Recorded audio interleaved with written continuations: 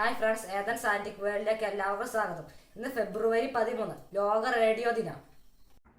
ഒരു കാലത്ത് വളരെ പ്രധാനപ്പെട്ട ആശയവിനിമയ ഉപാധികളിൽ ഒന്നായിരുന്നു റേഡിയോ. ആ കാലങ്ങളിൽ വാർത്തകൾ അറിയാനും വിനോദങ്ങൾക്കുമായി എല്ലാവരും ആശ്രയിച്ചിരുന്നത് റേഡിയോകളെയായിരുന്നു.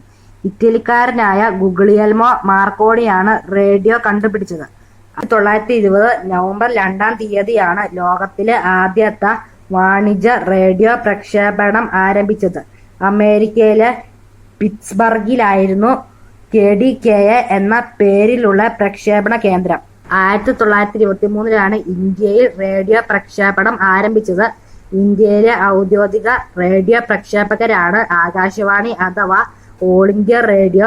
പ്രസാർ ഭാരതി എന്ന സ്ഥാപനത്തിന്റെ കീഴിലാണ് ഇതിന്റെ പ്രവർത്തനം. റേഡിയോ പലർക്കും അവരുടെ കുട്ടിക്കാലത്ത് നല്ല ഓർമ്മകളിൽ ഒന്നാണ്.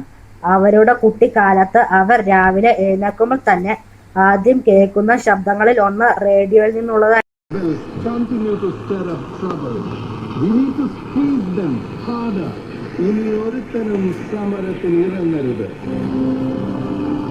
തിരുവനന്തപുരം നിലയത്തിലെ കലാകാരികളും കലാകാരന്മാരും സമ്മാനിക്കുന്ന ശ്രദ്ധ അനുഭവത്തിനായി കാതോർക്കുക.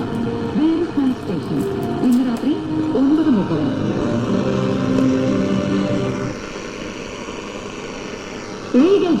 ചരിത്രത്തിൽ ഇന്ന് എന്നും രാവിലെ 7:13. പ്രായോജകർ ഇനി റീറ്റെയിൽ പണിക്കൂലിയില്ല, ഹോൾസെയിൽ പണിക്കൂലി മാത്രം. ഒരിക്കൽ ജ്വല്ലേഴ്സ്, തൃശൂർ, പാലക്കാട്, മലപ്പുറം, കൊച്ചി, തിരുവനന്തപുരം.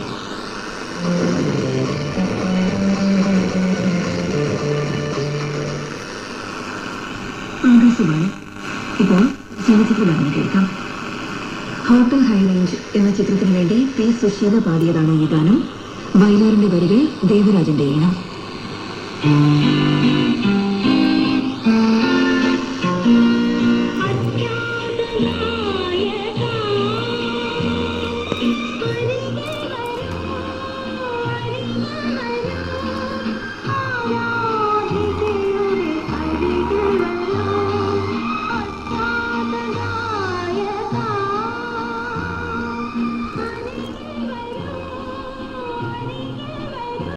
ഈ വീഡിയോ ഇഷ്ടപ്പെട്ട ചാനൽ ലൈക്ക് ചെയ്യാനും ഷെയർ ചെയ്യാനും സബ്സ്ക്രൈബ് ചെയ്യാനും മറക്കരുത്. ബൈ.